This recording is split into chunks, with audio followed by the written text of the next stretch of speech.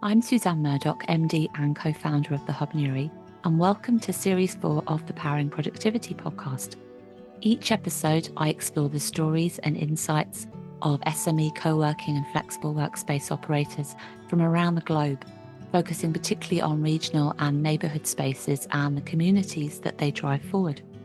I chat around the inclusivity, genuine connections, clarity and purpose, and positive impacts that they bring. So let's get started. Welcome back to you. And for those who are new to joining the podcast, you're very welcome. Today, I'm in the company of Jane Sartin, Executive Director of the Flexible Space Association, known to many as Flexa, the voice and the professional trade body for the flexible workspace industry. Jane oversees the running and plays a key role in Flexa's many events, behind the scenes and in hosting aspects of the annual conference and the gala dinner. She also plays a big part in hosting webinars and roundtable meetings, and is extremely active in connecting, supporting and engaging both with and on behalf of members. She regularly takes opportunities to speak or write on behalf of the industry as a whole, giving insights into the role it plays in supporting businesses of all sizes, and through that supporting the UK economy. And she's also a member of the Mayor of London's Workspace Advisory Group, which we'll come on to a little bit later. Jane, I think you were one of our first guests back in 2021. So good to have you back with us. I have seen you before. I have seen you since then. So keen to discuss what's been happening in flex and co-working, key trends, predictions, but particularly the insights and trends you're seeing with SME and more independent workspaces, and the challenges and opportunities for them right now. So for those who haven't met you yet, Jane, if you could tell us a little bit about yourself and what's happening with you right now. Thank you, Suzanne. Good to be speaking to you again. So I have been with the Flexible Space Association since the very end of 2018. And when I took on the role, it was with the Business Centre Association, the BCA, but we changed the name quite quickly within my time with the association.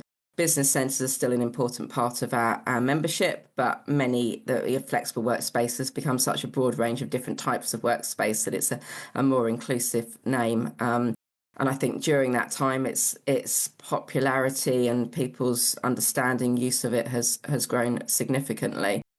So it's an interesting place to be, and it's been yes, obviously a varied few years, because I just got my feet under the table and understanding everything and getting on with things when the pandemic hit. So lost a bit of time in the middle there, although we kept going with things. But we've certainly been back over the last 2 or 3 years with a very full programme of activities. Have you seen your role within the space change much over the last few years? What you're getting involved with, what you're being asked to do? And we're certainly getting to more places. And so as with most trade associations, we operate as a membership body.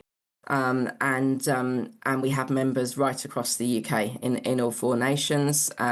So we're trying to get to more places. Last year, we went to, with roundtable meetings and workspace tours, we added a number of cities to our events programme that we'd never been to before. So we went to Cardiff, Southampton, Liverpool, and 1 or 2 others that were new places, and we're going to continue to look to try and expand that this year. So I think that's been a positive change that I think people have welcomed. I think, I think that because the world of work has changed in the time that I've been with the association, with things progressing faster on sort of hybrid working and other types of working through since the pandemic.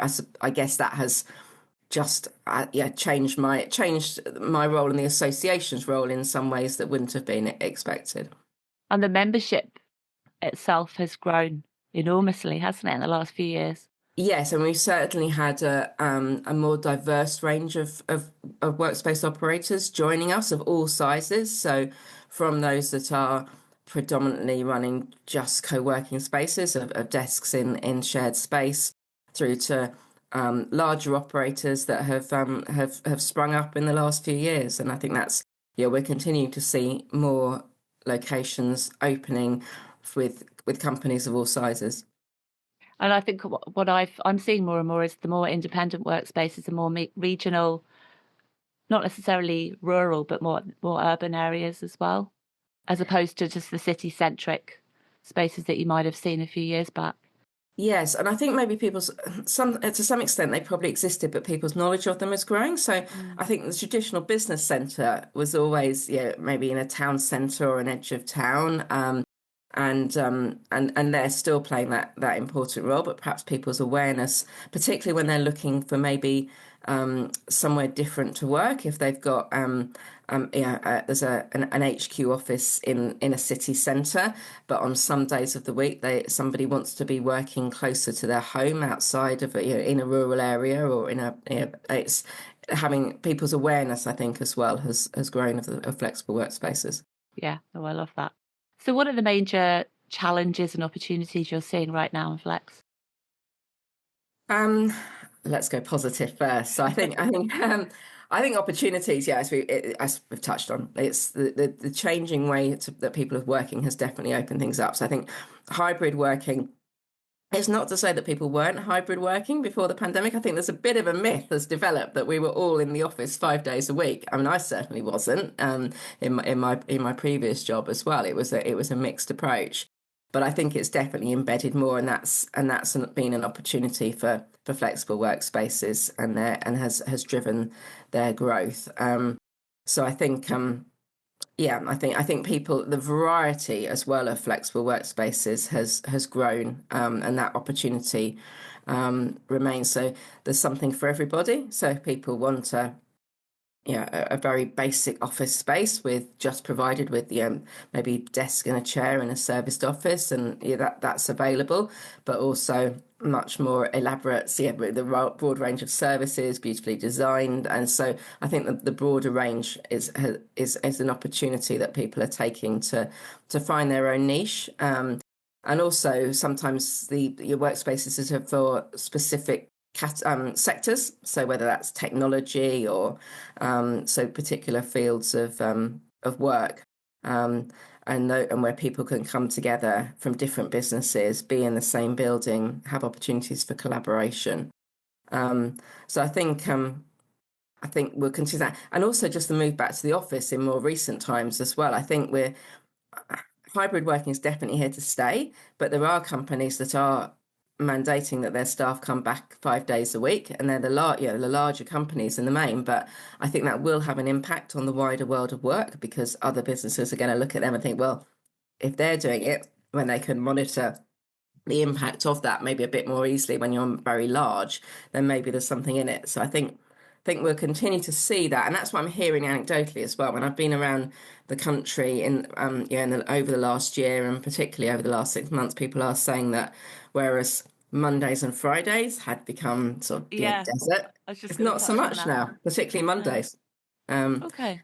And then on challenges, I think as for every business, rising costs are certainly a big challenge, and also competition. I mean, if you set up flexible workspace and you were the only business in a town or area of a city, at the point you open, that may not be the case now. So that's obviously a challenge for individual businesses, but it is also driving up standards and availability of choice.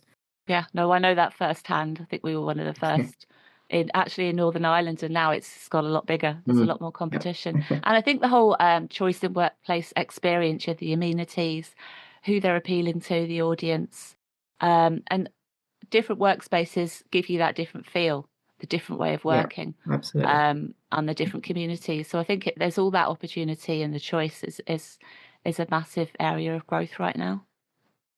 Yeah, no, and I think it's everyone's looking to do something a bit different, I think, and it's it carries on developing different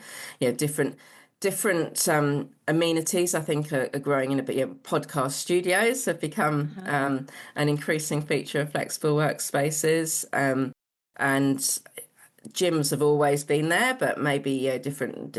But wellness rooms and fitness studios, I'm seeing more. Sometimes for people to utilize internally, but it's also effectively can be used hired out in the same way that a meeting room would, but somebody that's running a fitness class to be able to come in and use dedicated fitness studio, that's everything's set up for them, and there's showers often and other. So those kind of facilities are becoming part of, by no means every flexible workspace, but those that are looking for a niche and maybe particularly larger ones are able to add on those kind of facilities. So it's the whole hospitality lifestyle element coming into play there. Yeah, I mean, and I think often I will go into flexible workspaces, and it is akin to going into a very good hotel. Yeah, So absolutely. yeah. Yeah.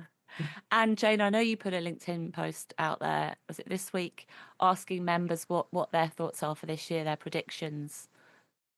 Have you much feedback you can give us? Yeah, I mean, we've been sharing the views of our board members in particular at the moment, and I think there's generally a fair amount of optimism, but there are challenges as well. So I think people are, yeah, aspects such as the amenities and the return to the office have come out as what people others are expecting to see as well over the coming year. And have you heard about any changes that might be coming into focus? Anything people are going to be pushing towards just to make themselves that bit different? I think we go back to the amenities again, and I think and the higher standards of design often is yeah, something that we are seeing more again back to the sort of the idea of the 5-star hotel, but it's yeah, I think generally looking for something different as well, and the difference in feel and design of workspaces is, yeah, there's a huge range. It is interesting in terms of yeah, there seems to be endless options. It can be yeah, you can go into a plain white office space, and you can go into something that's very colourful and very highly designed. Lots of some workspaces with huge numbers of plants, and there's Common opened somewhere in Holborn in central London last year, and it's like walking into a rainforest in Oh some yeah, parts of it. It's seen that. just, yeah. So I think those kind of, yeah, the differentials are what people are looking for as well. And then on the operational side of things, Jane, there was a lot of talk on the different conferences last year around AI in Flex and how that's going to have an impact, how it currently is having an impact. What's the consensus you're hearing on that? Is it for the positive? I think if people, and I think we've got a long way to go on this, haven't we? I think there are, I mean, even on a most basic level, I'm being surprised in meetings of people working in Flex when the question's being asked if people are using things like Chat GPT. Actually, quite a number of people are, and that might be around, things like HR policies or strategies and those sorts of activities. But it is, I think, the design of offices that's coming more into play. I think people being able to set out visually, we're using AI tools, what an empty space will look like once it's kitted out with desks, furniture, plants, putting people in as well. And it can be quite. We list all of our members' workspaces on our website at Flexa, and occasionally we will have pictures that we struggle to work out if they are actual photographs or have been AI generated. And that's definitely becoming a challenge. But it can obviously be used very positively. You need to take on someone else in the team, an interpretation person. Yes, yeah, no, it's. I'm sure as tools, particularly for many flexible workspaces, are not huge businesses, so they don't have specialist staff in all sorts of areas. They can be very, very small teams. So if you can draw on some expertise through things, through AI, it opens up opportunities to be able to do things that maybe you didn't previously have the resources to. Yeah, I know it helps. It helps me in quite a few different aspects, and then you've got that freed up time to on the relationship side with your members and new members. Jane, one of the things I was keen to discuss was, have you seen much of a fallout in terms of the new Labour government and the budget back in October last year?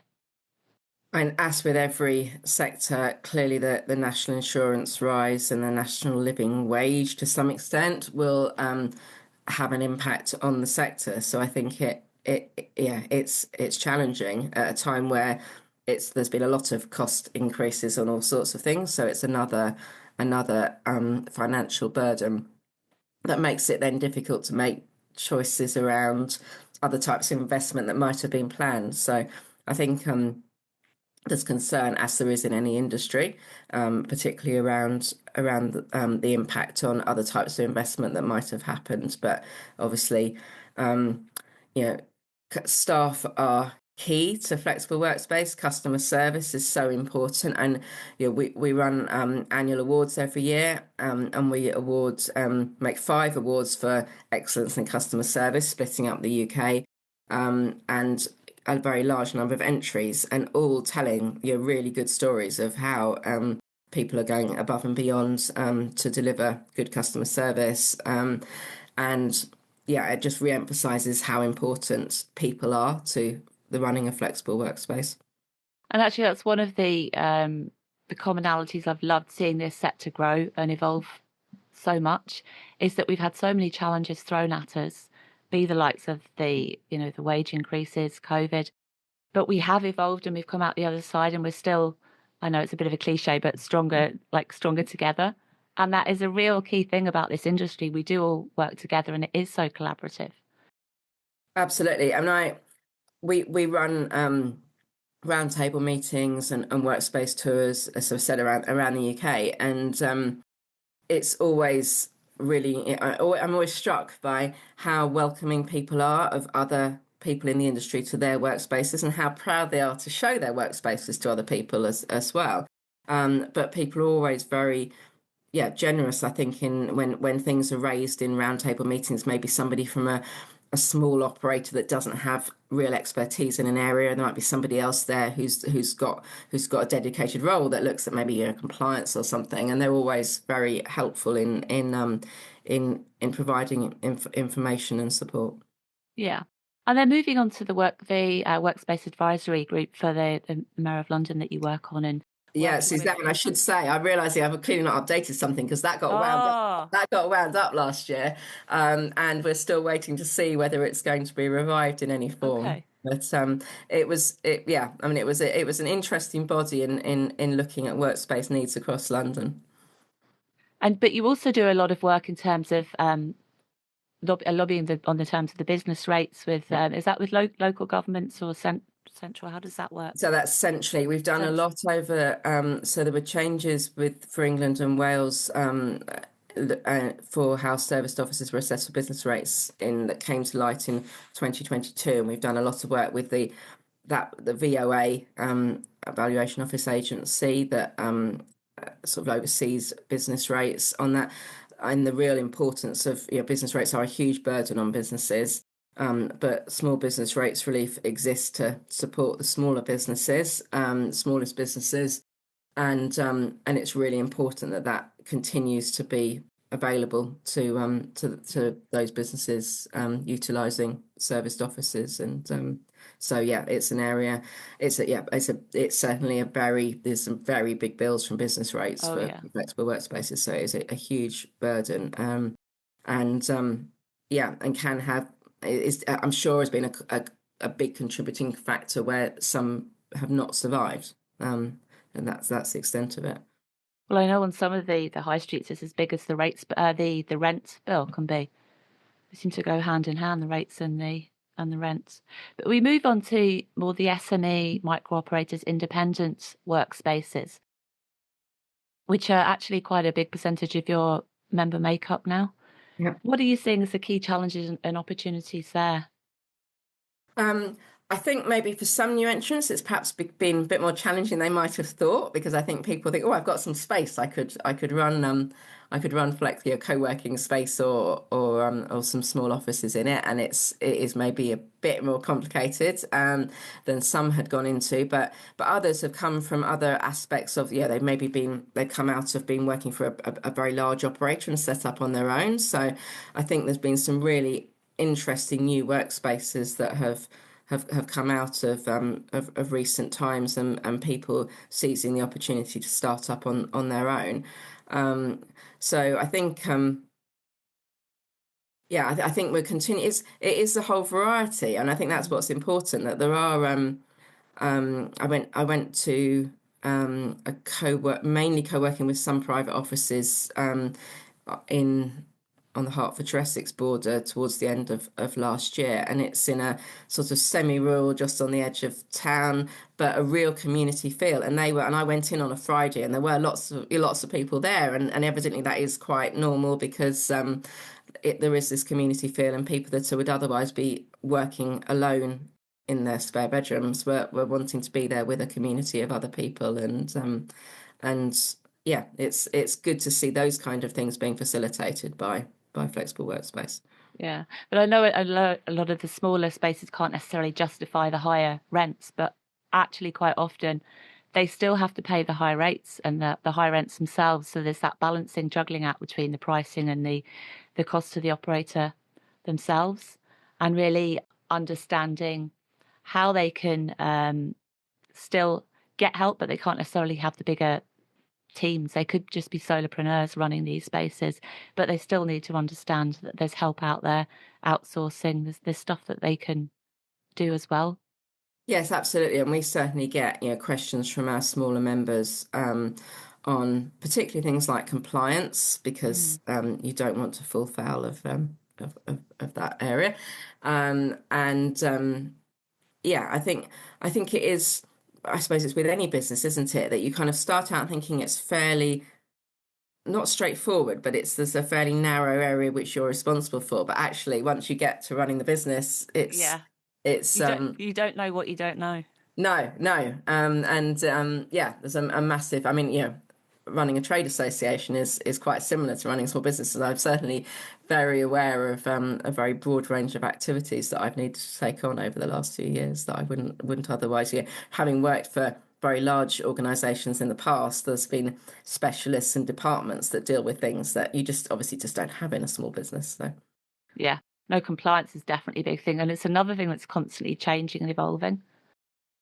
yeah, I think we've seen changes as well from Companies House last year quite a lot. So we have a body called it was called the Virtual Office Forum until the end of last year. We've just renamed it the Flexa Compliance Forum to recognise that it covers quite a broad range, and that brings together HMRC, Companies House, trading standards, the police, insolvency service, so quite a broad range, looking at compliance issues, but also how our industry can support some of the sort of law enforcement activities. And the things that's always raised at our meetings are particular types of scams that are prevalent, and to make sure that we as an industry can be looking out and ensuring that people are not using flexible workspace facilities to carry out those kind of activities. Yeah, no, that's really helpful. And I mean, that's a big thing that I would get personally from Flexa is the help with the compliance side, the webinars, etc. Because as I said, you don't know what you don't know. Things are constantly changing, and it's so hard as a small business operator if you're on your own to keep up with all of that. And there's only so much bandwidth that you have. So tell me a bit more about the benefits of Flexa membership, Jane. So I think it's the community with professional community with peers. We run as you just mentioned, webinars. So we do some things online. We bring some of our workspace operator members together via virtual roundtables every few weeks, just to share how things are going often, because it can be, I think sometimes people, particularly if you're running a small business, you might think you're the only person facing a particular challenge, and once you raise it and discover everyone's in the same boat, it can feel a little, it might not solve the problem, but it makes it feel a little bit easier. We provide, so on a compliance front, we, as well as running the Flex Compliance Forum, we have guidance in written form that we provide. And quite often what I will do is make introductions between members. Somebody will get in touch and say, they're looking, can anybody, can anyone else with experience of something help them? So those kind of introductions, particularly for smaller businesses, can be helpful. And as with any trade body, a lot of, a key part is being a collective voice and coming together when there are challenges and there are things. It can be easier to be heard by government or other bodies when you're acting as a voice, a unified voice together and making a case rather than one business trying to make that case themselves. Yeah. I mean, you are more and more the voice for the smaller workspace operators. I know you've got a lot more local council members right now as well, and there's a much bigger presence on the high street. Yeah, so we've had local authority members for a while, and I think it's been a growing area for local authorities to sometimes repurpose office space that perhaps they aren't using for their own staff, and some of those are doing that directly, but others are contracting it out to workspace operator specialists to run. And I think, yeah, and it's been particularly interesting over the last 2-3 years to see the growth of flexible workspace on the high street. And there's been a number of department stores that have now are no longer. We obviously saw a real drop in the number of department stores operating and a lot of closures across the UK. And there's quite a number that have been not the entire building, but has been split up, and so that becomes part of flexible workspace becomes part of that usage. And then workspace of all sizes just on the high street. I think, yeah, we still go into coffee shops and see people sat on their laptops working, but it's not ideal. And I think, and I know there's a coffee shop local to me that's put a sign up saying no laptops. So Yeah, I think we've a few here. yeah. So it's not really for someone going in and buying one cup of coffee and then spending several hours using their Wi-Fi and tables isn't ideal. But so I think that's maybe pushed some workspace into the high street as dedicated space that people can come together, particularly if they're probably small businesses and maybe sole traders, but even if I think we're seeing more that if people are not traveling into HQ city offices every day, but having that local workspace to operate on from other days. Yeah. And just touching on the whole repurposing of retail outlets, I know I was looking at an article there, Oru spaces in Sutton, and how they're doing some fantastic community work, and I think they do quite a lot with the Sutton Business Improvement District. But they've almost turned around that whole Sutton High Street. I was looking at some images there because I used to live there, went to school there, and it's unrecognisable what Yeah. some of these high streets are now offering and how they actually look. Yes, I mean, I can think of several that have gone into a company running maybe 4 or 5 locations now. Co-Space has got Stevenage Town Centre in Hertfordshire has struggled in over the probably well over 5 years now, but has lost some of the big names like Marks and Spencers and British Home Stores. So having a better mix of businesses, and Co-Space are expanding their Stevenage Town Centre space that's right next to the bus station, and has proved really popular. Patch is another company that's gone into high street premises, including Bournemouth, where they've taken part of a former department store. So yeah, there's a growing number of examples, and I think it's a win-win all round, because it's obviously good for people to have somewhere to work locally. But I think it's also good for other businesses that are still there in the town centres, because it brings people in. So, in many town centres, it's not that they've got absolutely no businesses; they've just got less than they had, fewer shops and facilities. So, bringing in flexible workspace means that there are people coming in to work there, but also popping out in their lunch break and buying lunch or a coffee, and maybe using some shops. So it's a win-win. Yes, there's transformation there, and also bringing new skills to the area as well, and potentially people Yes. moving to the area as a long-term Yeah. result. Yeah. I live in an area outside of London that has certainly seen a growing number of people moving out from London on the basis that they could travel back in for maybe not as many days of the week, but will also be looking for local places to work as well. Fantastic. Jane, it's been really interesting. Tell me how, if members are keen to learn more about Flexa yourself, where can they get more information? So our website, flexa.co.uk, has lots of information. We are, for the last couple of years, we've offered 6 months free membership to workspace operators who were not members, which we started out initially as tended to be quite a short-term activity because we were conscious that it's a growing industry, but it would help for people to become aware of us. But that's proved so successful on bringing on board longer term new members after that 6 months free period that we've carried that on, and that's still set for this year. So that opportunity continues to exist for companies of workspace operators of all sizes. So yeah, I'm always happy to talk to people about that. In terms of myself, I suppose LinkedIn is my main platform that I use in terms of what I'm doing and what's coming up. I think it seems to be a heavily used platform within the sector. There are many people, community managers and others that are regularly on LinkedIn talking about what's going on in their workspace every day and what's coming up. Fantastic. I'll put all that in the show notes. Jane, thank you ever so much for your time and all the best for the year ahead. Thank you, Suzanne. It's good to speak to you. Don't forget that all the episodes and links are out there on our website, thehubnewry.com. While you're there, you can stay tuned in with what we're up to by joining our newsletter and subscribing to Powering Productivity on YouTube and wherever you get your podcasts. Thanks again for being here. Powering Productivity is presented by me, Suzanne Murdoch, and produced by Emily Crosby Media.